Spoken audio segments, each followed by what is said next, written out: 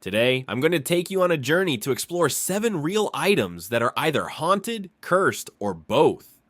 1. The Swansea Statue. Kicking off today's list is the Swansea Statue, a wooden figure that looks completely lifeless but is tied to a story full of human hatred and a healthy dose of spite. This statue was carved by a man living in the Swansea area, and the locals didn't give it a cute name. They nicknamed it something creepier, like the Swansea Devil or Onyx. The story begins in the late 1890s, when a local church in Swansea had become so old that even a strong wind would make it shake as if it were about to collapse. The townspeople decided to hold a contest, inviting anyone to submit designs for a new church, with the best design winning. Among the entrants was Arthur Blomfield, a famous architect of the time. As expected, his design won. Arthur was overjoyed, but one competitor, extremely prideful, reacted poorly when his design was rejected. He didn't just sulk, he let resentment fester into full-blown hatred. The church was then rebuilt according to Arthur's design. A few years later, a row of houses next to the church went up for sale. And guess who bought them? That same bitter competitor. He demolished the old houses, built a brewery, and carved a wooden statue, positioning it to face the church directly, as if saying, "I'll be watching you until you crumble." To complete his act of spite, he stood before the church and cursed, "When this church burns to ashes, my statue will still sit there, smiling." People thought it was just a fit of anger, but in 1941, during World War II, the church was bombed and almost completely destroyed. Everyone assumed everything around it had been obliterated, except the Swansea statue. It remained standing, completely intact.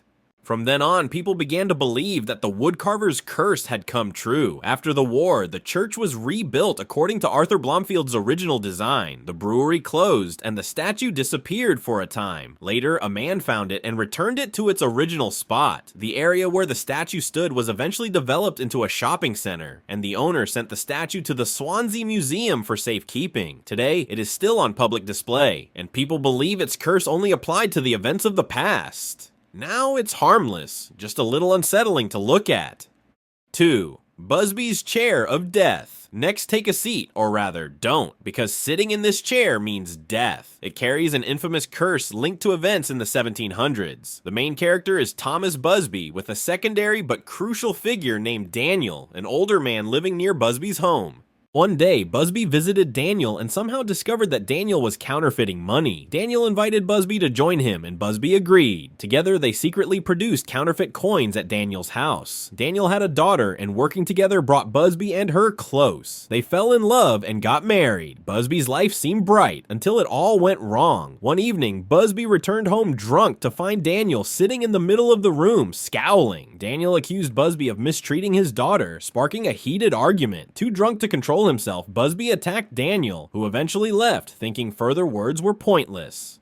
But Busby, in a fit of rage, committed the most foolish act of his life. He grabbed a hammer, sneaked into Daniel's house, and murdered him on the spot. Soon after, the police discovered Daniel's body. In 1702, Busby was arrested and sentenced to death. Before his execution, Busby requested one last favor: to sit in his favorite pub and have a final drink. He sat in his usual chair, finished his drink, then stood, pointed at the chair, and cursed it. "Whoever dares sit in this chair will die." Not long after, Busby was executed, and the strange occurrences began. A man sat in the chair at the pub, drank as usual, and after leaving was murdered by a friend. A builder sat in it and later fell from a roof to his death. A group of pilots sat in it before going to war, and none returned. In total, about 60 people died, all having sat in Busby's chair. Later, historians discovered the chair was actually made around 1840, over 100 years after Busby's death, meaning it had no real connection to him. But the chilling part is, all the accidents occurred after 1840, right when the chair appeared. So whether or not it truly belonged to Busby, the chair is still considered extremely cursed.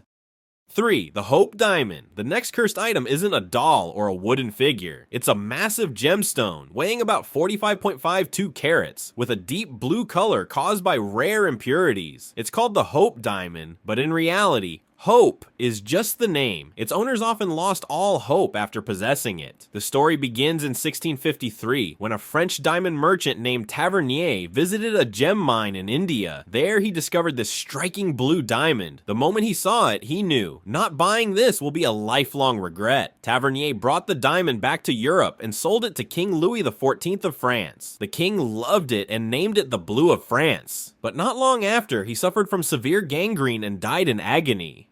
Later, under King Louis XVI, the diamond continued to pass through royal hands. Once in his possession, both he and his wife, Queen Marie Antoinette, were publicly executed during the French Revolution. After that, the diamond went missing. Somehow, it eventually made its way to England. From 1830 to 1839, it belonged to the Hope family. First Henry Philip Hope, then his son Thomas Hope, then granddaughter Annie Adele Hope, and finally Lord Francis Hope. Because it stayed in the family so long, it became known as the Hope Diamond. The diamond continued to change hands until it was acquired by famous jeweler Harry Winston, who ultimately donated it to the Smithsonian Institution. Since then, it has been on display at the National Museum of Natural History. The list of people who suffered misfortune because of the Hope Diamond is much longer, but telling all their stories would take forever. Even so, the diamond still draws crowds because the more cursed something is, the more people want to see it. 4. Okiku Doll. Our fourth story takes us to Japan, Hokkaido. In 1918, a young girl named Okiku received a doll from her older brother. She was so delighted that she carried it everywhere. Tragically, Okiku died of a cold. Grieving, her family set up a memorial altar and placed the doll on it, naming the doll Okiku as well. After that, strange occurrences began in the house. Small noises, whispering, and most notably, the doll's hair began to grow. At first, the family was frightened, but over time, they came to believe that Okiku's spirit resided in the doll, treating it like their own daughter. When the family moved away, they left the doll at a nearby temple, believing it should remain close to Okiku's grave. Monks at the temple have kept the doll ever since. As its hair continued to grow, they regularly trim it. Visitors can still come to see the doll, but photography is strictly forbidden. The story is more sad than scary.